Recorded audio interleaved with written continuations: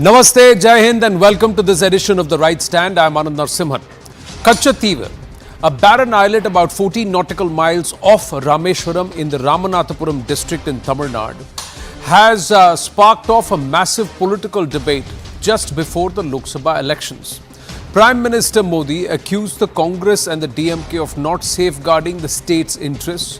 He accused them of weakening Bharat's sovereignty and integrity by giving away this islet to Sri Lanka back in 1974. Both the Congress and the DMK have hit back at the BJP and accused them of politicizing the matter just ahead of the elections. M.K. Stalin went on to question the Prime Minister, asking him whether he ever demanded Katchatheevu back from Sri Lanka. This comes at a time when RTI documents reveal that Bharat under Indira Gandhi not just gave away the island but also relinquished fishing rights in the waters around the area, which is actually closer to the Indian shores. DMK has been arguing that their Chief Minister or former Chief Minister Muthuvel Karunanidhi or M Karunanidhi never consented to the 1976 agreement that actually took away Indian fishermen's rights to fish around Katchatheevu, as he was not in power at that time.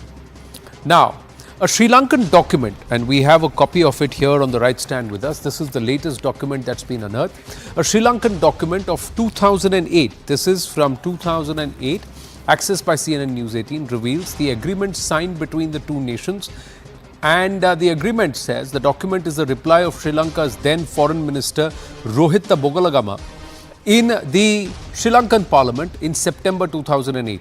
The Sri Lankan Foreign Minister has cited Article 6 of 1974 India-Sri Lanka Agreement, 1974, not 1976, to say that by this article, only navigational rights of the vessels of both Sri Lanka and India over each other's waters have been preserved. The document reveals the provisions of Article 5 and 6 taken together do not confer any fishing rights to the Indian fishermen or vessels to engage in fishing in Sri Lankan waters.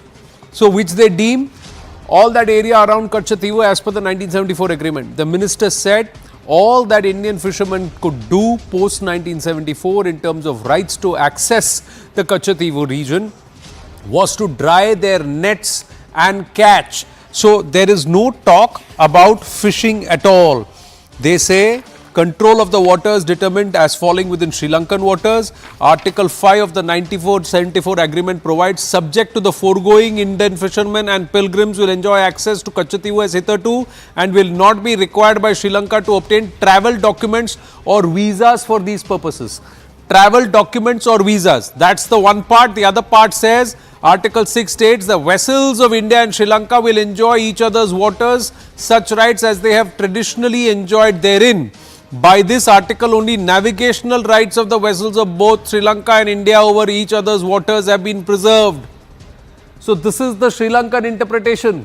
The Sri Lankan interpretation is navigational rights of the vessels have been preserved and taken together do not confer any fishing rights on the Indian fishermen or vessels to engage in fishing in Sri Lankan waters. This is the document that we've got access to, and this is what it says. This is and as a follow-up to this process, an agreement between Sri Lanka and India on maritime boundary between two countries in the Gulf of Mannar and Bay of Bengal related matters was signed in 1976. So 74 in continuation to 74, 76 was signed. This is what the document very clearly says. Let's move on here. We'll come back to this in just a bit. The RTI and Sri Lanka document revealed together that under the Indira Gandhi-led government back then, India has ceded to Sri Lanka, and the then Tamil Nadu Chief Minister Karunanidhi was in the know of the same. Just last year, M.K. Stalin had written to Prime Minister Narendra Modi around the time of Ranil Wickremesinghe's arrival, saying that the transfer of Katchatheevu to Sri Lanka without the state government's consent has happened. We need to get Katchatheevu back. Now the question is, if this is what the Sri Lankan government said back in 2008, can the Congress and the DMK actually defend their actions? And this is why we ask. RTI reply shows that Indira Gandhi ceded the island to Sri Lanka in 1974. Bharat did not want to approach International Court of Justice over the Katchatheevu region and the matter, as the ex-foreign secretary stated, it would embarrass the country, and thought that Bharat's case was actually weak at that time, contrary to other legal opinions. Meanwhile, RTI also reveals that some officials advocated for India's claim, citing some historical facts. According to RTI reply, India's ex-Foreign Secretary Keval Singh had briefed the then Tamil Nadu Chief Minister M Karunanidhi in 1974 about the move.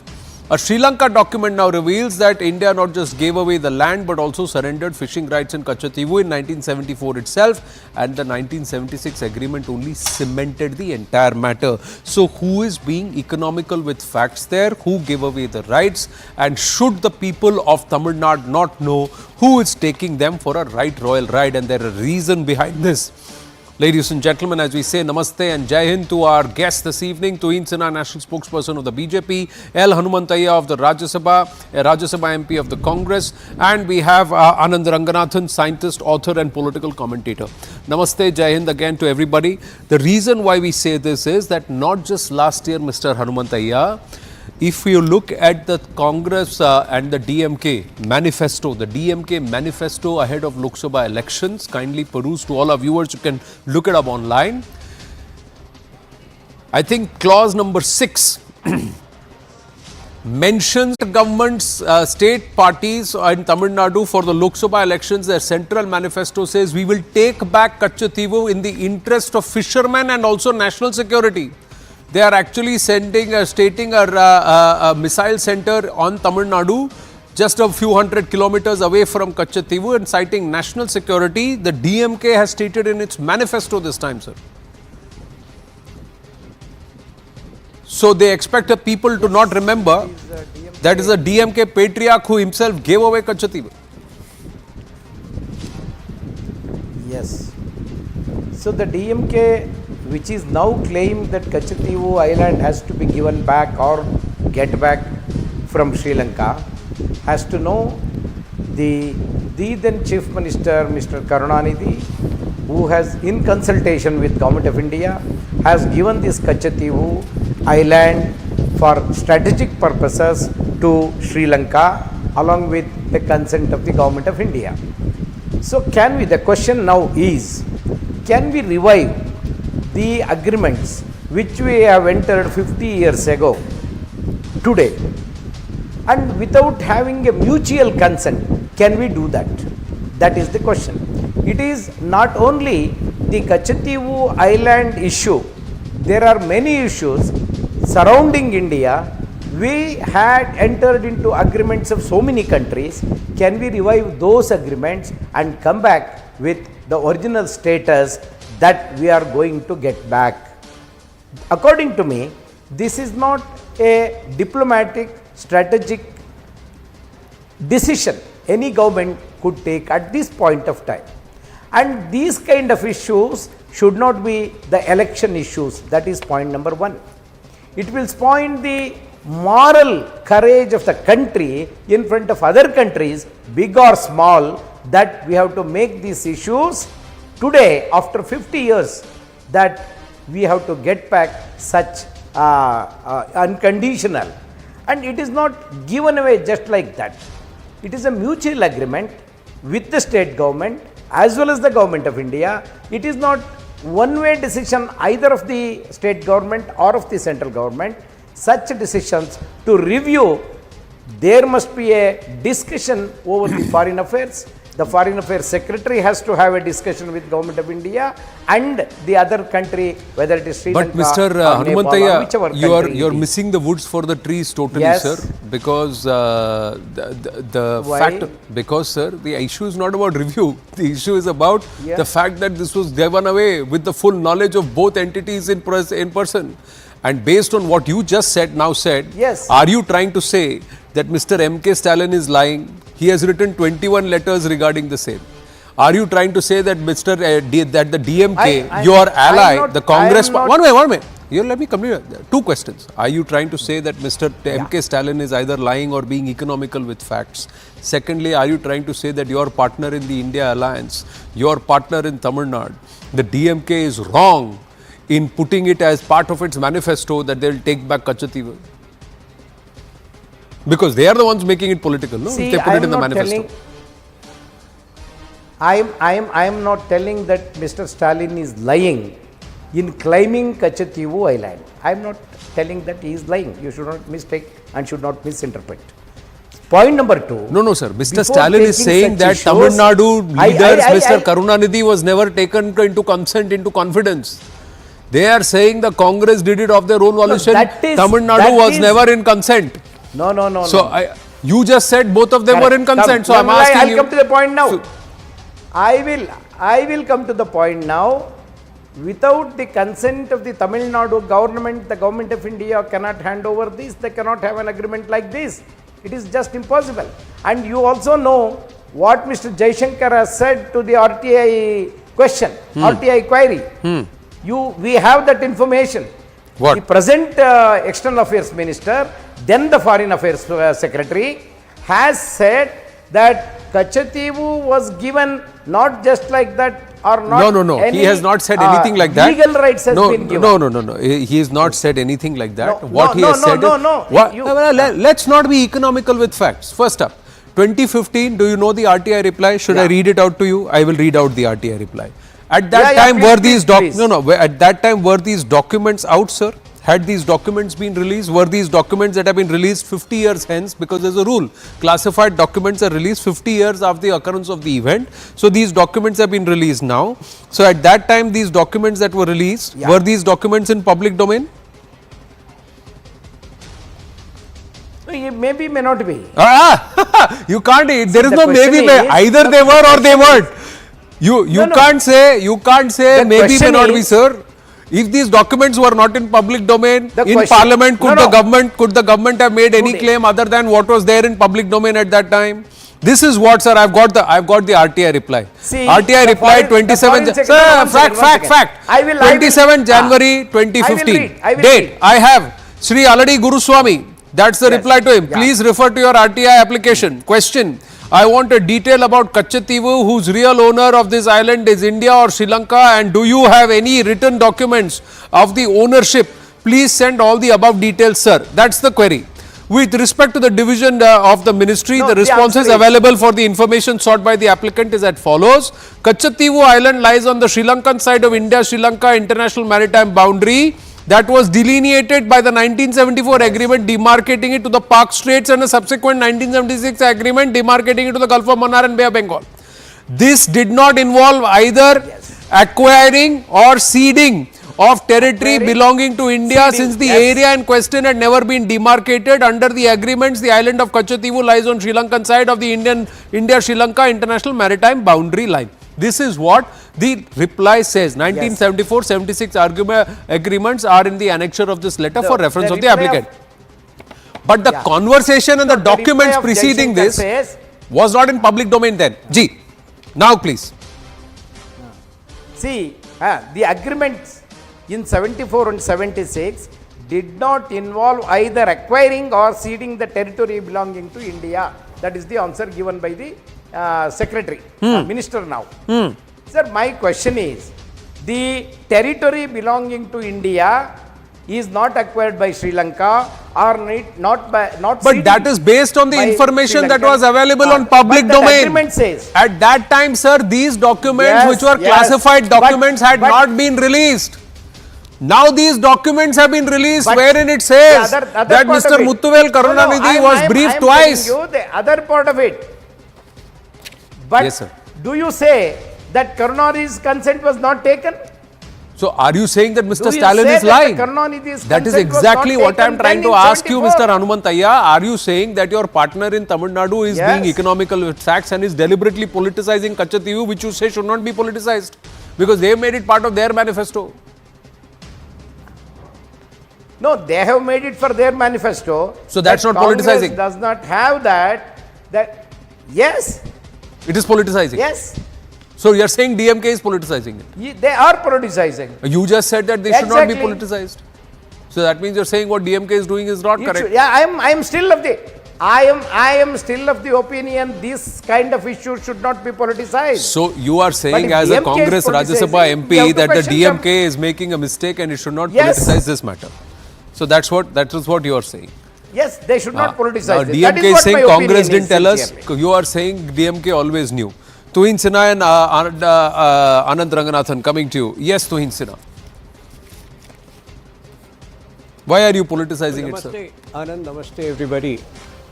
We are not politicizing it. There are three very shocking aspects to the Katchatheevu giveaway which the country should know. Number one, the unilateral, unnecessary and unreasonable haste with which Indira Gandhi gave that away, when from 1875 onwards there is clear evidence that the Raja of Rameshwaram had access to it or was ruling that land. Number two, the complicity and connivance of Karunanidhi, and it exposes the hypocrisy of the present day DMK, who are trying to make it seem that DMK was not involved in the decision. And then number three is the perfidy, the mutual perfidy which both of these parties, Congress and DMK, enacted upon the people of Tamil Nadu, because for 2 years they were misled from 1974 to 1976 and made to believe that fishing rights would exist. But now, as the documents available very clearly indicate, that Indian fishermen had ceased to have fishing rights at that point itself, which is 1974, and enjoyed only navigational rights. So this exposes the true character of both of these parties.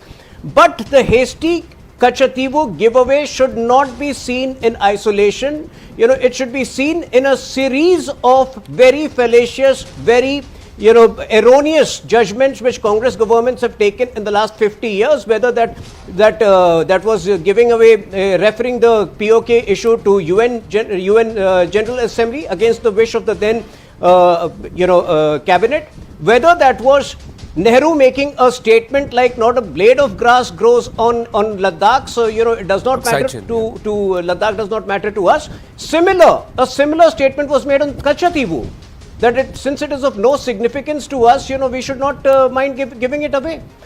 Does land belonging to Bharat Mata, why does Congress think it is their personal fiefdom? That is the larger question. Not even personal fiefdom, sir. Did they at that time, when this was signed, that's the thing that everybody on the panel can have a look, even our viewers, did they have the constitutional authority and ratification to do so?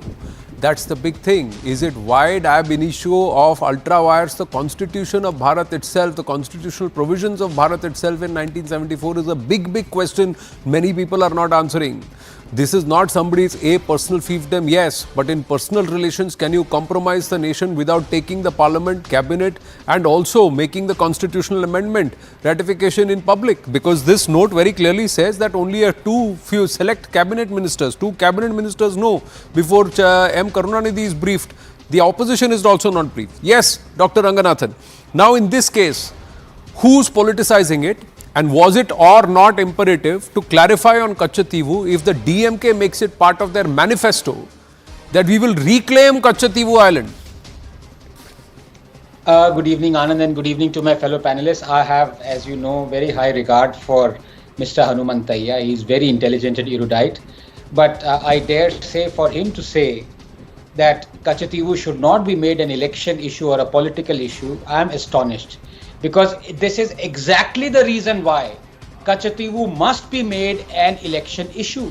The voters must know that if you vote a party to power, they will block by block, bit by bit, foot by foot sell off Indian land. These dynasts have always treated our territories like pearls on a necklace around their entitled necks, as if it is there to gift away. On the Congress politics, let me just tell you this. As usual, Chacha Nehru is the root cause of Katchatheevu as well. It was he who said in 1961, and I quote, "I attach no importance to this little island at all, and I'd have no hesitation in giving up our claims to it," unquote. And lo and behold, the dutiful daughter then carried out his unfinished business in 1974. The island was signed away as, quote, "It was a dispute site and India's claim had to be balanced with the need for good bilateral ties," unquote. That's right. At the altar of good bilateral ties, you gave away our precious land to Pakistan, to China, to Sri Lanka. Land bhi chala gaya aur good bilateral ties bhi chali gayi. The control of this island, Anand, is crucial for India, as its waters are abundant for fishing and our fishermen are routinely arrested by the Sri Lankan Navy and thrashed for straying towards Katchatheevu that is rightfully ours. And it is shameful that the same DMK that was in cahoots with the Congress over relinquishing our rights on Katchatheevu is now claiming to fight for the rights of our fishermen. Returning to the issue of Congress psyche, because that's more important than Congress politics. The Congress's idea of Indian foreign policy is most probably Indian policy dictated by foreigners. Right from the time when Dr. Ambedkar resigned from Congress in 1951, warning that under Nehru, quote, India was being made to champion China's cause and that its suicidal foreign policy would lead to the ruination of India. To Congress presiding over the loss of Aksai Chin and then nonchalantly claiming, gloating, not a blade of grass grows there. To Nehru thoughtlessly taking Kashmir to the UN. To Nehru rejecting the King of Nepal's offer to merge Nepal with India. To Nehru declining Oman's offer of Godar port. To Nehru giving up on Coco Islands. To Nehru rebuffing an offer to India to be permanent member of the UN Security Council and in fact advocating that China should become one. Moving swiftly to contemporary times, the same Rahul who today accuses Modi of selling India out. The same Rahul was tight-lipped when China occupied 640 square kilometers of eastern Ladakh during the UPA, a fact reiterated by none other than the UPA's own foreign secretaries. Who knows? Perhaps calling for the breakup of Ladakh was an obligation on part of the Congress in that MOU that it signed with the Communist Party of China back in 2008. The same Rahul Anand was tight-lipped when China managed to make 600 incursions into the Indian side between 2010 to 2013.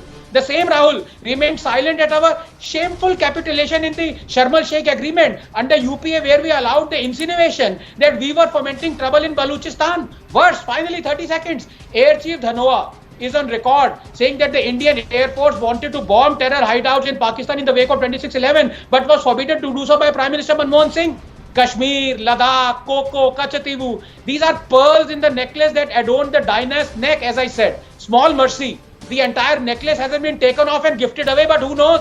It just might if the Congress returns to power, and that is why it is essential that the voters know these facts. Yes, Mr. Hanumantaiah.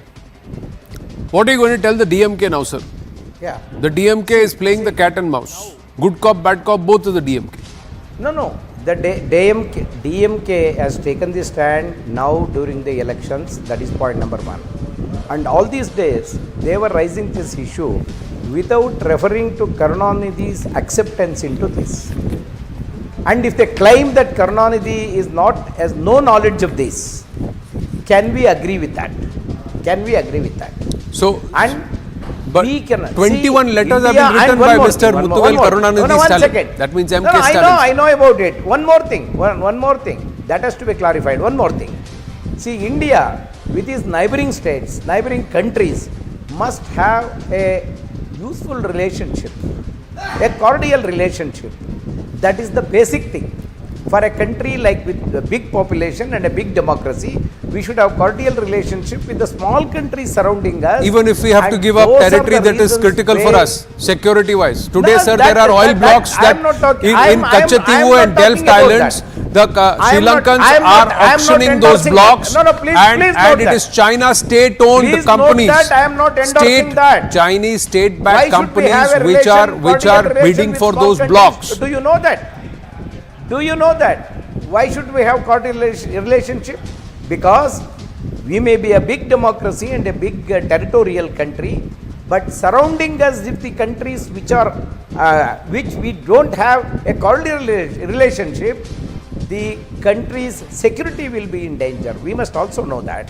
So for which, in the year 1974, there was an agreement. If I wanted to review that and revive that, there must be sir, a will you now agree, sir, that without constitutional sanction, on a personal request, by trying to by using subterfuge with the people of Tamil Nadu, the DMK and the Congress together ceded area, should this not be in public domain and should people not know that somebody who is saying that we will take this back was the person who gave it away in the first place? Now, my point here is, you should have a cordial discussion with central government and the related governments. Then your obligation for the country that to take back, I have no objection in that. But if you want to claim such issues, it is not only this agreement. There are so many agreements which we have entered into. Can we review everything now after 50 years? Will it be okay for a country like this? No, it's not about review, sir. It's about the people have the right to know. And if there are actions in the past which are costing us today and costing our own people dearly, you have to pay. You have to pay. We as a nation had to pay 10 million as ransom, sir. 10 million as ransom to free our fishermen in the same areas which they have traditionally believed to be there. Now, to Insana, quickly, sir. Now, it may have Sir, poll repercussions or it I may have a not have last poll point to repercussions. tell Are you. you an I have no advocate? objection. Do I you have no believe that this objection. exposes the hypocrisy? I have no- Is it a no, poll listen, issue listen. or is it a nation issue? Please listen. What is it for you? 1 minute, Hanumantaiah ji. Yes, to Insana. No, it's absolutely a national issue. It's a, there are, I think, Let me also both, clarify. for a reasonable closure, Let me both the also Congress clarify. party and the DMK should render, please calm down, you've had your word. For a reasonable closure, both Congress party and DMK should render an unconditional apology to the nation. The Congress party for repeatedly squandering away vast chunks of land of this great country belonging to Bharat Mata. When Nehru says that this piece of land is of no significance to India and hence we can give it away, that raises a fundamental question. Would you say that about your family members? Would you constantly evaluate the worth of every family member and be so dismissive in protecting him or her? Right. So that shows the Congress's mentality, the squandering Can mentality I of ask- DMK. Well, with we its will repeated leave. hypocrisy. We Can I ask the will. same There question is from more the information that will come out in China? public domain in the coming days, Can sir. I- One thing, sir. The RTI was I filed ask on the the same 6th of question March. from Modi? The result, the details regard came to out on the China? 12th of March, and despite the details coming out, the DMK released its manifesto on the 20th of March. On that note, I got to thank our guests because quickly, just taking a quick update on the visuals coming in on our screen. This is a show of strength of somebody who's just got out on bail in the liquor scam policy. Sanjay Singh, Aam Aadmi Party MP, after 6 months in jail, citing health issues as one of the reasons.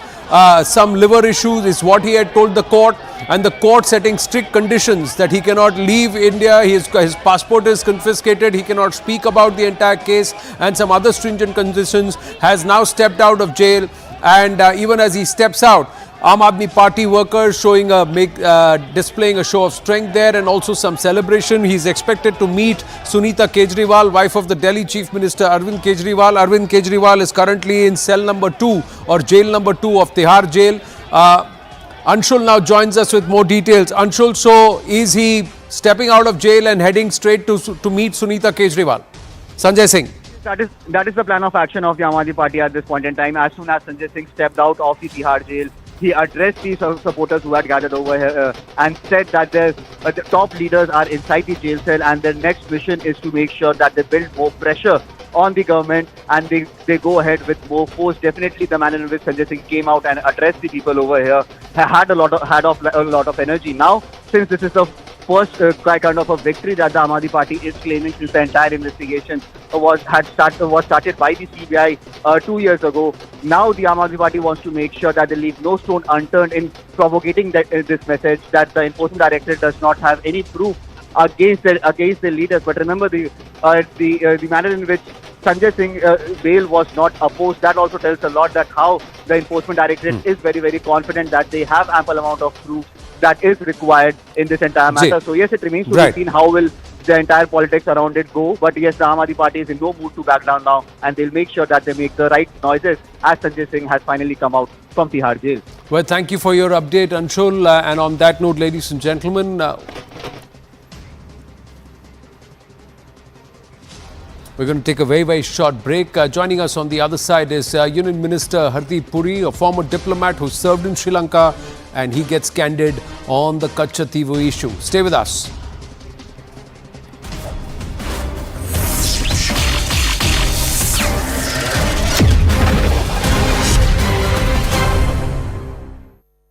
Co-powered by. And amid the controversy over Katchatheevu Island, now External Affairs Minister S. Jaishankar has made another big claim. He has said, and I quote, in 1950, there was an exchange of views between Sardar Patel and Jawaharlal Nehru. Sardar Patel had warned Jawaharlal Nehru about China. In fact, Sardar Patel had said that today we are facing a situation of two fronts, which are Pakistan and China, which for India has never happened in our history before. Now, to this, Jawaharlal Nehru replied that you are unnecessarily suspicious of the Chinese. And in fact, S. Jaishankar also said that there was a time when Jawaharlal Nehru said that India is second, China comes first. Let's listen in. In 1950, there was actually an exchange of views between Sardar Patel and Pandit Nehru on the issue of China. Okay, this is last few months before Sardar Patel passed away. Sardar Patel warned Nehru, saying today with the change, because communists had taken power in 1949, he said today we are facing a situation of two fronts, which for India has never happened in our history before. See, in the case of Pakistan, I think it is, people know that Sardar Patel was opposed to our going to the United Nations, because he knew that in United Nations different powers will use the United Nations. हमारे आपको पता है कि जज जो है अगर ईमानदार जज नहीं है तो who will go to that court? And CNN News 18's Abhishek Jha is now joining us on this story. Abhishek, so that's a big remark that is coming in from the External Affairs Minister, which actually proves that the Congress couldn't foresee the border challenges. Of course, we have all talked about how Pandit Nehru, or the first Prime Minister of India's vision regarding China was flawed, in the sense that he trusted more on China and he thought that a neighboring country with such a huge geographical and other parts, that should have been given priority. And that was one of the reasons why India supported Chinese permanent seat in United Nations Security Council as well. And that despite the fact that there was not a consensus on the issue. There was Home Minister Sardar Patel who would oppose such views and who had tried to focus, tried to place in the center India's international interests first. So there is a clarity and since then there have been multiple research papers and multiple opinion that has been expressed that this is where first Prime Minister of India did not foresee that probably in future China would come back to India not in a friendly way or not in a kinder way, but rather in a more harsh, more competitive and more challenging way, which now the India is facing with the Chinese border clashes and Chinese competitiveness, especially in the region. Absolutely, Abhishek. In fact, another remark that has been made by the External Affairs Minister is that for Jawaharlal Nehru, India came second and China was his first priority. Well, that is to a great extent that is true, because India had just gotten independence and it needed a lot of friendship and ties from across the world. And China being in the neighborhood and being a huge power, that also needed to be pleased. So this is what the approach of the first government of India was, that China needed to be pleased rather than China needed to be dealt with a level-headed or at an equal platform. And this is where the entire concept of foreign policy had been not appropriate, especially after decades of relationship with China. We have seen multiple times how Chinese have used India's kindness, India's magnanimity towards China, especially conceding Tibet also as part of the sovereignty of China, other bordering issues also, how China had not taken these kinder actions by the Indian side as a friendly gesture, and they have always wanted more and more. The recent renaming of geographical location that is happening in Arunachal Pradesh, and China continuously demanding that Arunachal Pradesh remains an integral part of China, is some of the such examples how Chinese aggression and incursion and aggressive posturing towards India has not ceased, even though India had tried to please China to a great extent diplomatically, internationally, and in many of the border issues also in the initial years of India's independence, when the foreign policy was largely being driven by Pandit Nehru, the first Prime Minister of India. All right, Abhishek, please stay with us. Our senior editor Pallavi Ghosh is now also joining us on this story. Pallavi, we've seen that the BJP keeps on attacking the Congress over compromising the territorial integrity of the nation, and now this remark that is coming in from the External Affairs Minister will just give more ammunition to the BJP. Absolutely. And there has been this counter which the Congress party has been putting out whole of yesterday, that if you're going to be talking about Katchatheevu, then you also have to talk about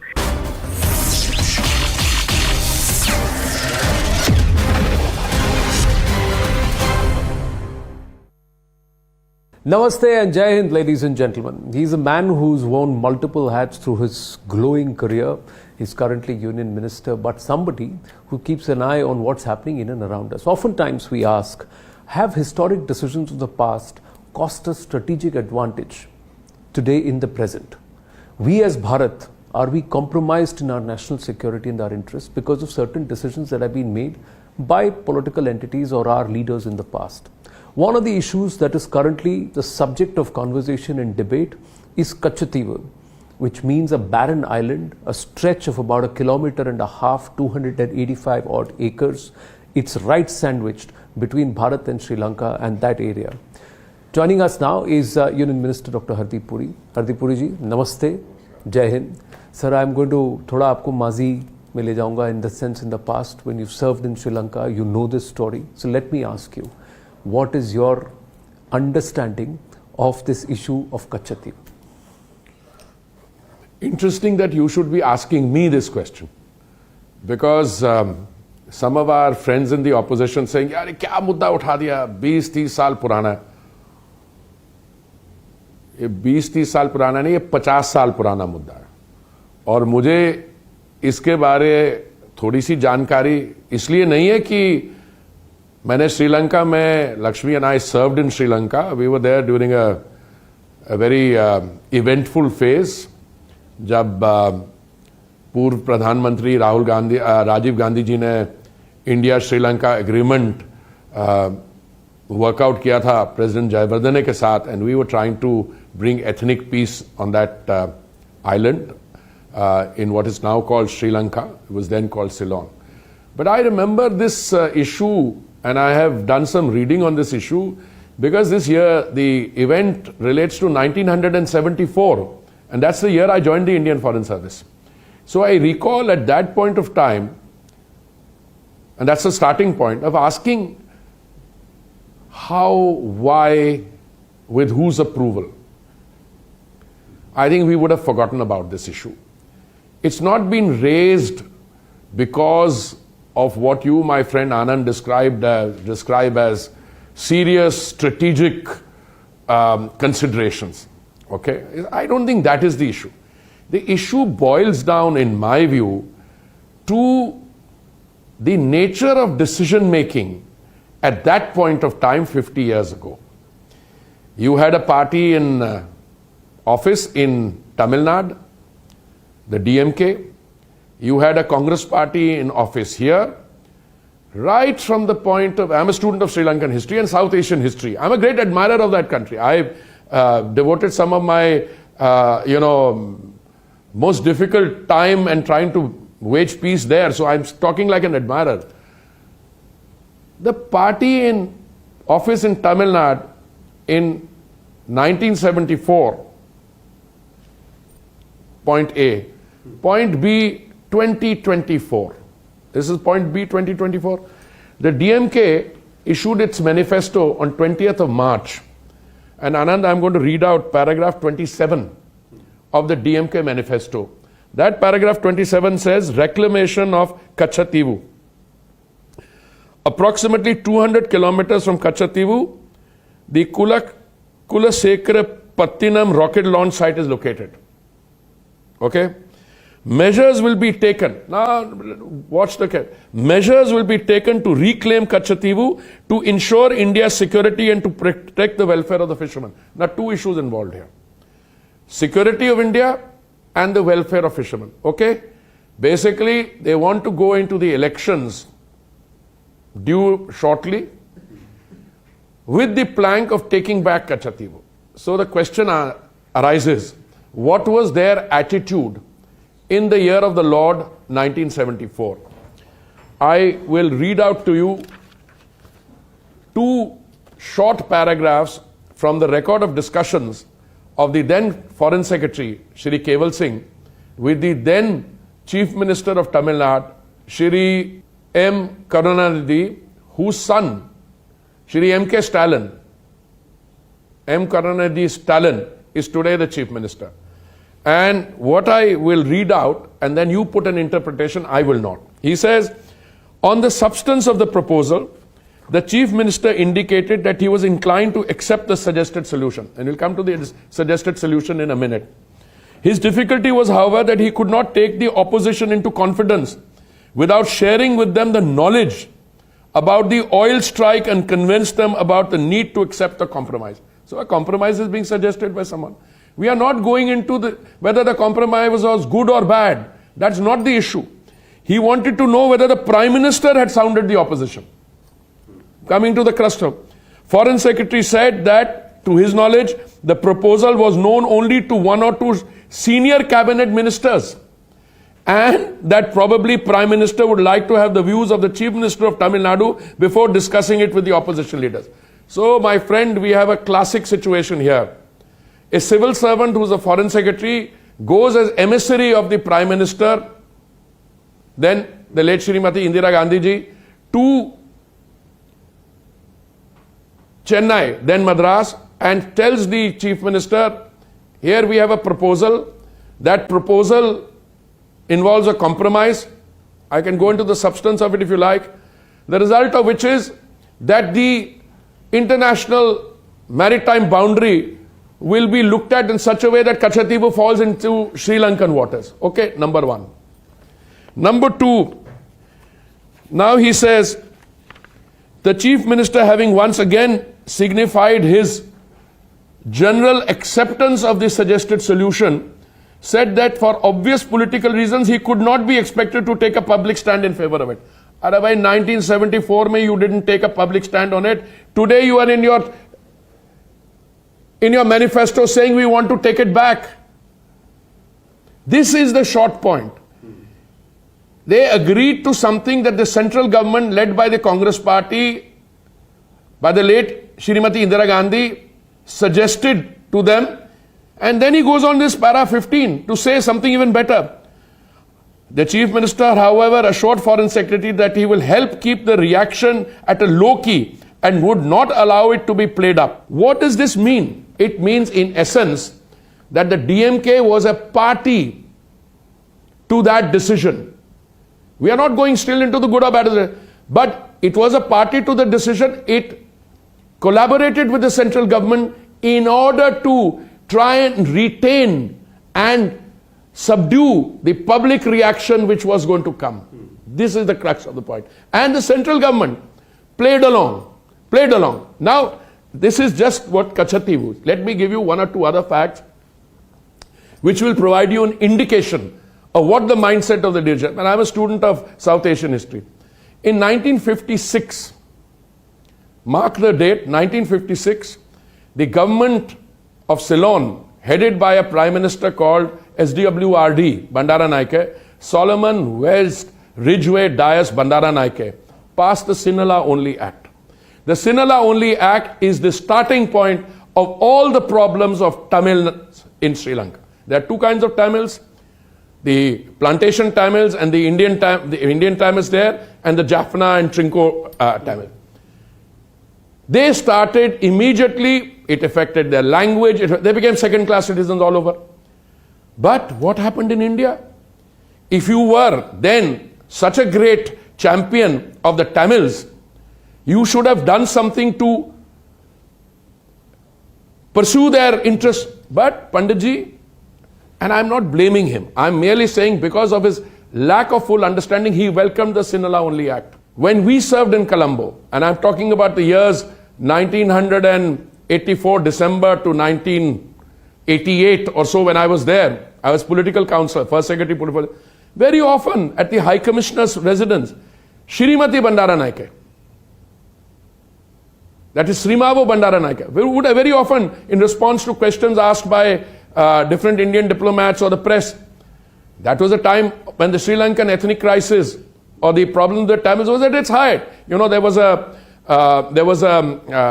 Colombo riots in 1983. There were other problems. That was a time when the LTT became operative and very, very, very large, the other Tamil groups. You know, very often an answer used to be, this is recorded in books. She would say, if this had happened in my time, I would call my sister being Indira ji, and tell her to look the other ways while I sort out the problem. So all I'm saying is, let's not bring in subterfuge in this. No, we did this and there, we gave up something in 76, they were fishing. Right? This is not about fishing. They get our fishes. Yes, it is about fishing. But whether it helps you or not, we are not going into the substance of the decision. We are saying that there is at the very least a misrepresentation of facts here, because the then DMK government leader actively collaborated with this decision to hand over Katchatheevu. This has come out as a result of the RTI, And I read out to you the paragraphs 15 and 16, which means then they were saying something. Today they're saying we want to take Katchatheevu back. Have they today acknowledged that they were party to this Katchatheevu decision? Fair to God, India is a large country, whether 280 acres matter or not. We are not getting into that discussion. We are getting into this deliberate creation of a false narrative in order to mislead people. And I have my learned, many of my retired senior colleagues are not even serious students of history.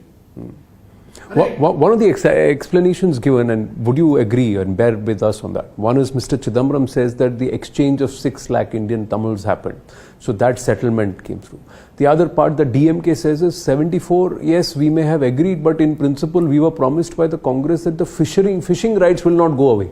The fishermen will continue to be able to tread those waters. Bhai, aap DMK ko ye kahiye, you work out your internal dynamics. What did you agree to in public? What did you agree to in public? When did you link these two? Produce the document and what was supposed to come. Then we can ask the Congress party what happened. But you can't make private deals on something like this. My question in 74 when I was in a Foreign Service probationer was simply this. That my understanding of the Indian Constitution is that if you want to do something on territory, you have to seek Parliament's permission. Is that correct or not? Now, whose permission? If the then Foreign Secretary is saying that the Prime Minister has not even consulted more than 1 or 2 ministers, and the leader in Tamil Nadu is saying that he cannot publicly bring the opposition in. So they were trying to do something. Now the extent, I've been around too long, I'm too old. I mean, strategic, India is a strong country, India can defend itself, and India can look after its interests. We are merely talking about what I think is a highly regrettable stage in our relations with a South Asian country where whatever you did, right or wrong, I'm not even getting, 2015 RTI replies, how does it say? It merely, 2015 the thing had already been done. This was not in the public domain. This talk about the Tamil Nadu and center's discussion was not in the public domain there. Today it's in the public domain. Now in 2015 they are answering the RTI in that context, and then subsequent queries, fisherman ye hua, Indian, are yaar Indian ke saath deal kab hui, Indian Tamils ke, wo pata to kar lo. You're jumping 10 years there also, but I don't want to get into that. Let's not get into any of these things. Shastri Srimavo, Shastri ji was there in the 60s. Srimavo was there. We are talking now here about 74, and we are talking about 74. We started with 56. We are talking about 60s, 70s, 87. We come to the India-Sri Lanka agreement. It's a long history. We are talking here about the limited point about the Katchatheevu decision. But what does it do today? Why bring it up now? Yes, these documents have become public. The question being asked is, it's being structured with a political intent, because 25th of March or 6th of March he applies for it. Within 6 days or 7 days, the RTI is automatically answered. Why is this being done, and what's the point of doing it right now? Look, tell me something. Tamil Nadu politics is one issue. If somebody has got these facts and wants to bring it out, that's a decision with that individual, or the party can say, I welcome these facts coming out. At least now we can have a more balanced and comprehensive understanding of what happened then. Are we going any further than this? I'm not aware of that. All I'm saying is stop producing false narratives. The man is reacting to paragraph 27 of the DMK manifesto, which was issued as late as 20th March. So when did he go on the RTI? Tell me. 6th of March, yeah. Huh? Whenever he went, 20th March, they put this in their manifesto. So the question of what we want to do is not relevant. You ask the DMK, "Bhai, uncle, us samay to maan gaye the, ab kya wapas lena chahte ho?" It's a question that should be asked to them. They are turning it around central government. Central government has nothing to do with this. This central government, the BJP government led by the Honorable Prime Minister, has on number of occasions bent over backwards to help that country. I am associated with the ministry, petroleum and natural gas. Do you want to know how much we helped them during this energy crisis? I can't remember. I think $4 billion. $4 billion. You know how many $4 billion is in 1,000 crores? Here we are doing this. It's not as if we are picking on a small country. We bailed them out when other things were not falling in place. I don't want to go into the geopolitics. इनका कितना Chinese influence है, तो हम्बन टोटा में क्या हुआ, वो Colombo port में क्या हुआ, क्या यहाँ पर भी ऑयल ब्लॉक्स की बात हो रही है कि वो चाइनीज का ऑक्शन होगा। तो नैरेटिव करेक्शन है, ये तो नैरेटिव करेक्शन है। और Tamil Nadu, which is such an important state, you know, PM is one of the most active and strong supporters of the Tamil linguistic and cultural this thing. You know, all this Tamil and Kashi and Saurashtra. Yeah, and he's Somnath. So that is a matter of pride. With Sri Lanka, they desire to have good relations, one thing, but it's this false narrative which is being introduced here. And what was the motivation of that decision? Come on, own up. That's the point. Many are asking, is it actually going to resonate on ground? Or is it whether it resonates on the ground, somebody's taken it up. I mean, and I have dealt with my Tamil friends, both in Jaffna, Trinco, Batticaloa, in Sri Lanka, and with here. These are very, very proud people. Let them know the facts. So you believe that raising the Katchatheevu issue at this point only exposes the hypocrisy of the DMK and the Congress? Absolutely, absolutely. I think this discussion is confined to that. It's confined to that. So it's not about getting back Katchatheevu or securing rights. Do you think I take this paragraph seriously? Coming in a DMK manifesto that measures will be taken to reclaim Katchatheevu. अरे तुम state government क्या major लोगे कच्चतीवू का? Central government से बात तो करो. And to ensure India's security and to protect the welfare of the fishermen. It's a central government which is protecting the security and the welfare of fishermen all along. But do you believe that these decisions have compromised one strategic advantage to livelihood? I'm not going to get in. Look, I'm a trained foreign service officer. I spent 39 years in the foreign service, more than most people. These are very serious things. Compromise. Interest, yes. Why? Why am I talking about interest? There was an attorney general there, a highly respected attorney general called MC Sitalwar. Yeah. He says, we have a reasonably good case, we could put up a robust defense, etc. But there are other guys who turn in, हमारा case अच्छा नहीं था इसलिए. अरे भाई, हम जो litigation करते हैं दिन में और रात को, ये केस की स्ट्रेंथ पे करते हैं हमारा इंटरेस्ट होता है, तो हम आप इंटरेस्ट को डिफेंड करना चाहते हैं, वो हम करते हैं. तो ले बगैर somebody goes quietly has a discussion, अच्छा हम we'll agree with you, but हम अभी बात नहीं कर सकते. Public में we will not support it, in Parliament we'll oppose it, but and you go ahead on that basis. Well, I'm going to park Katchatheevu aside for you leave it in that 280 acres there. You want to leave it there? No, I don't want to leave the 280 acres there, but you and me know that you are saying that you will not cross a particular line, but I'm pushing you on that line, saying that how much of this has hurt Bharat in this case? So many fishermen have been caught. That's not the issue. I am not getting into that debate. Well, that's clearly because they say fishermen and national security. These are the two pegs for the DMK also. वो तो बात का पतंगड़ बना रहा है. वो तो बात का पतंगड़. पहले तुमने सीड कर दिया, उसके बाद तुम्हें फिशरमैन वेलफेयर याद आ गई. मैं तो उसको छोड़ रहा हूं. आप जो सवाल पूछना मुझसे पूछिए, but you know, I've been around in this game long enough. I'll only answer what I want to answer. So you are saying that whether or not the BJP benefits from it politically in Tamil Nadu in the Lok Sabha BJP is on an India first plank. I don't think the BJP measures every statement it makes. Basically, हमें political फायदा होगा कि नहीं. अरे political फायदा होता था 2014 में हम एक white paper निकाल देते कि इकोनॉमी के कितनी सत्यानाश किया इन्होंने 2004 और 2014 में. हमने नहीं किया. उस समय हम करते इंटरनेशनल मार्केट में हमारी धुनाई होनी थी. You understand? So we kept a lid on it. We produced the white paper in 2024. That is what is called mature country first thinking. So country first thinking by India, we have to live with our neighborhood. Some neighbors are totally beyond control. The one on the western side, उनको भी we are dealing with it. पर हमने इनकी सबकी मदद की है. आप मदद की क्या बात कर रहे हैं? हम बात कर रहे हैं $4 बिलियन उनको पिछले कुछ महीनों में हमने उनको बेल आउट पैकेज दिया है. कुछ इसमें ग्रांट है, कुछ बाकी चीजें हम इनको अलग तरीके से मदद कर रहे हैं.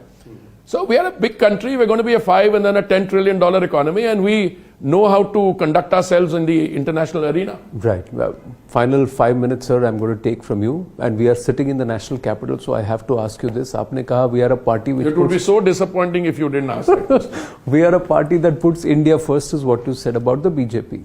But the allegation is that you are now a party or an institution or a government that is putting Kattar Imandars into jail. You are going after the opposition. Ek baat. We are a country anchored in the rule of law. Okay? We have a constitution. Okay? You got a leader, young leader. जिसको मैं out of affection मैं युवा नेता बताता हूँ. The other day he was speaking in Ramlila ground. Why am I bringing up Ramlila ground? Because this question you're asking about Delhi is there. To me, it looked like a truncated assembly of the I full stop, N full stop, D full stop, I full stop, A Ghamandiya lines. It looked to me like that. There's a guy who started, I should be more respectful. There's a Indian Revenue Service Income Tax Department officer who started off joining an Andolan produced by Sri Anna Hazare ji, highly respected figure, where he sat in the same Ramlila ground, कोई 12-13 साल पुराने, and said कि हम corruption के खिलाफ एक जन आंदोलन बनाएंगे. Corruption कौन कर रहा था उस समय? उन्हीं की words में, ये कांग्रेस पार्टी कर रही थी, इसको भी अंदर कर दो, उसको भी अंदर कर दो. Okay? Suddenly, आप वहां पे जाके जिनको आप सत्ता से हटाना चाहते थे, उसके हाथ नहीं गले लग गया. ठीक है. उस भाषण में उन्होंने कुछ और कहा. उन्होंने कहा कि this is a rigged match और a fixed match. Election commissioner भी आप ही के हैं, जुडिशरी भी आप ही की है. अरे मेरे अंकल, जब आपके फेवर में आता है कम से कम उसका तो स्वागत करो. तो शुरू में ईवीएम भी खराब है, जुडिशरी भी खराब है, प्रेस भी आपने खरीद ली है, इलेक्शन कमीशन भी आपने खरीदा है. ये कंट्री टुकड़े टुकड़े हो जाएगा. और बीजेपी का कोई कार्यकर्ता कहता है कि संविधान, जैसे हम 400 पार हो गए, हम संविधान को भी बदल देंगे. अरे भाई, and country will be in flames. So मेरा एक मित्र है, मतलब somebody highly respected, Mahesh Jethmalani. I saw a tweet by him. He called him, roundly critical of the young leader, called him the chief arsonist. मेरे दिमाग में वो बैठ गई.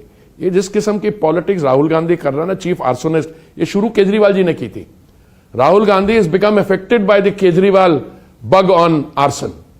सो what is Kejriwal jesting? He has made accusations in the past. ये भी खराब है, वो भी खराब है. अरे मतलब रिग्रेटेबली हमारे जो पार्टी के जो बड़े नेता है जिनके खिलाफ इसने बोला, उन्होंने जब डेफेमेशन सूट किया, इसने माफी मांग के उन्होंने दे डिडंट परस्यू इट. पर आने वाले समय में बताता हूं, ये बहुत ऐसे डेफेमेशन चार्जेस लगने वाले हैं. कट्टर ईमानदार is a certificate he has given to himself. आप सेल्फ सर्टिफिकेशन में बिलीव करते हैं? मैं उठ के कह दूं कि मैं ये हूं, मैं वो हूं. अरे भाई, मैं हूं जो हूं. पैदा हुआ था 1 साल में, अभी इतनी मेरी वायर, बाय बाय हो जाऊंगा बाद में. आप कट्टर ईमानदार क्यों गिरफ्तार हुए? 9 बार इन्फोर्समेंट डायरेक्टरेट ने इसको समन्स भेजे. 9 बार. When he did not respond on the 9th occasion, they paid him a visit to his residence and took him in. You know what one of the ASGs today, I think Mr. Raju, he said in the court? It's a revealing. So let's hold our horses. There's enough evidence around, WhatsApp messages, other evidence, which will come to show कितना ईमानदार कौन है, वो कट्टर ईमानदार है या कट्टर कुछ और है. Everybody is saying ये 400 पार के चक्कर में ये सब चल रहा है. This is all happening because you set a target of 400 पार. तो इसलिए सब नहीं, वो तो नैरेटिव बना लेते. अब एक बात देखिए, हम ये चुनाव को अप्रोच कर रहे हैं based on the equation good governance is good politics. Good governance means 10 साल के जो हमारे आंकड़े हैं डेवलपमेंट के, what was the situation in 2014, what is it in 2024? The facts speak for themselves. We could easily say these are the fact. We have done analysis constituency wise. What has happened in each constituency? Delhi के 7 constituencies हैं. How much central government schemes have put money there?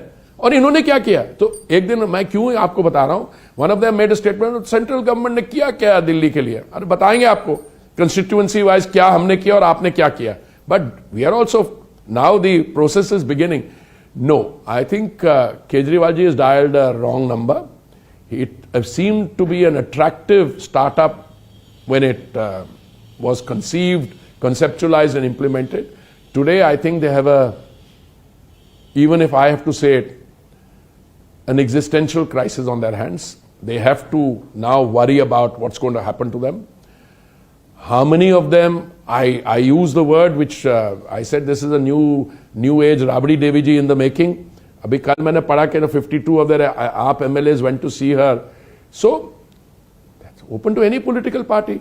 You choose your leaders, you choose the issues you fight on. We are fighting on development, and Rahul Gandhi wants a caste census. And then he says India will go up in flame. He's almost encouraging that inflammability or the inflaming of India. So what can I say about people like this? I know you've got a packed schedule and you've taken time out to speak with us, but with the promise of a longer conversation. 100%. Whenever you've got the time. Okay. He's already there. Thank you so much. Thank you so much. Thank you. Namaste. Thank you. Namaste.